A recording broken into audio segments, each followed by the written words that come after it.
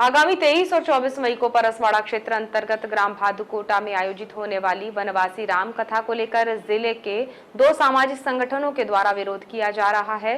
दोनों ही सामाजिक संगठनों ने कार्यक्रम का बहिष्कार किए जाने की बात भी कही है, जिसमें कलार समाज पंडित धीरेन्द्र कृष्ण शास्त्री द्वारा समाज के आराध्य के खिलाफ अभद्र टिप्पणी किए जाने से आहत है, तो वहीं आदिवासी समाज के द्वारा आदिवासी अंचल में होने वाले आयोजन को लेकर ही पेसा एक्ट का उल्लंघन बताया गया है।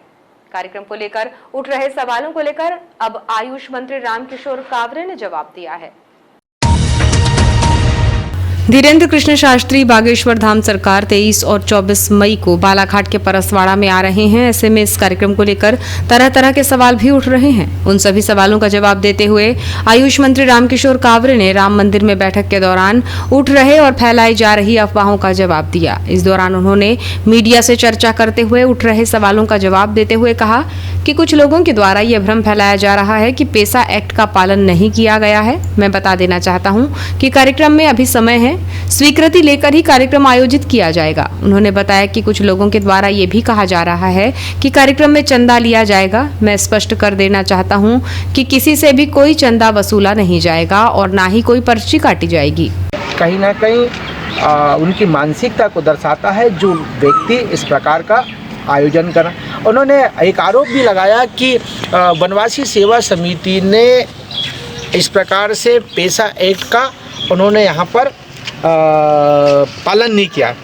अभी कार्यक्रम प्रारंभ नहीं हुआ है, अभी कार्यक्रम की तैयारी चल रही है। सारे कार्यक्रम को विधिवत रूप से वनवासी सेवा समिति अनुमति लेके ही काम कराए। कोई प्रशासनिक रूप से कोई प्रशासन का वहाँ पे पैसा नहीं लगेगा, कोई सरकारी पैसा वहाँ पे नहीं लगेगा। वनवासी सेवा समिति के मित्र बंधुओं का ही पैसा लगेगा और वो कार्यक्रम उनके द्वारा आयोजित करके इस क्षेत्र के लोगों को गुरुदेव जी का आशीर्वाद दिलाने का वो लोग काम करेंगे।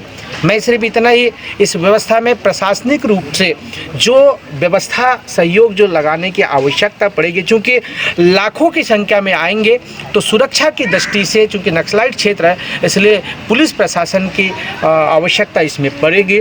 स्वास्थ्य के क्षेत्र में चूँकि कोई व्यक्ति गर्मी है, किसी व्यक्ति को कोई परेशानी हो जाए, प्रॉब्लम हो जाए, तो हमारा स्वास्थ्य सुविधा, हमारा जो यहाँ पर सामुदायिक स्वास्थ्य केंद्र है वो व्यवस्थित हमारे मेडिकल ऑफिसर यहाँ पे रहेंगे।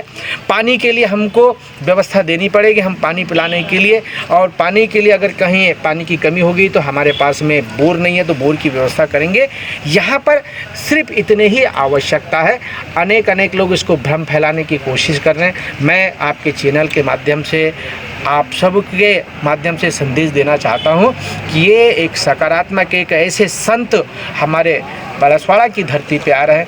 हम सब लोग जानते हैं कि ये जो हमारा देश है ये ऋषि मुनियों का देश रहा है। यहाँ पर ऋषि मुनियों का, उनके अध्यात्म, उनकी संस्कृति के कारण आज हम सब लोग यहाँ पर जीवित हैं।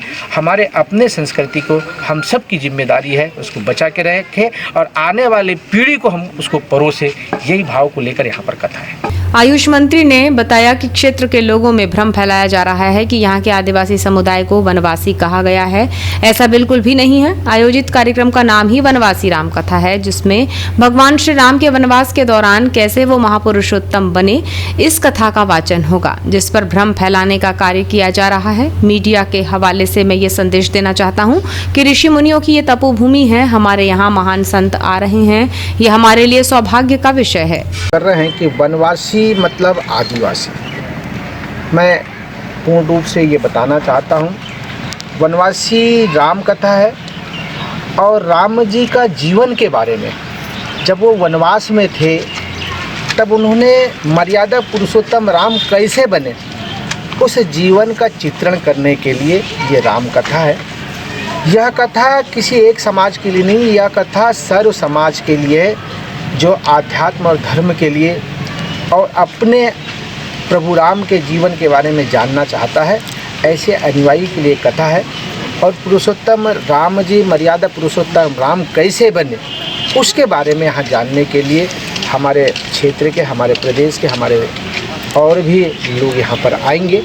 ये उसके लिए कथा है।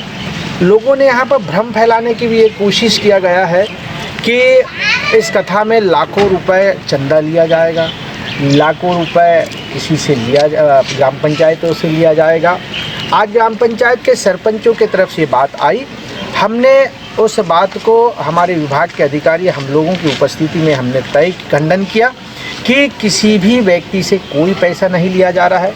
प्रभु राम की कथा के लिए बनवासी सेवा समिति हमारे मित्र, हमारे इस क्षेत्र के प्रभु राम को मानने वाले ऐसे हमारे अनुयायी हैं, उनकी कमेटी ही, उनकी ही मित्र मंडल मिलकर इस कथा का आयोजन कर रहे हैं। किसी भी प्रकार से किसी से 1 रुपये चंदा नहीं लिया जाएगा, किसी प्रकार का कोई दबाव नहीं बनाया जाएगा। ये तो कथा हमारे क्षेत्र में हम सब लोगों के लिए सौभाग्य है। तो कुछ लोग इस प्रकार से भ्रम फैलाने का काम कर रहे हैं। मैं बड़े स्पष्ट रूप से इस बात को कह सकता हूँ कि जो व्यक्ति विरोध कर रहे हैं, जो व्यक्ति इस बात को बोल रहे हैं, वो किस मानसिकता का है, किस विचारधारा का है, ये सोचने का हम सब लोगों के लिए विषय है। ये सोचने का कि आखिर उनके मन में, हम कहते हैं ना इस देश में हिंदू मुस्लिम सिख ईसाई और आपस में है भाई भाई, तो भाई ये कथा तो हमारे अपने सभी संस्कृति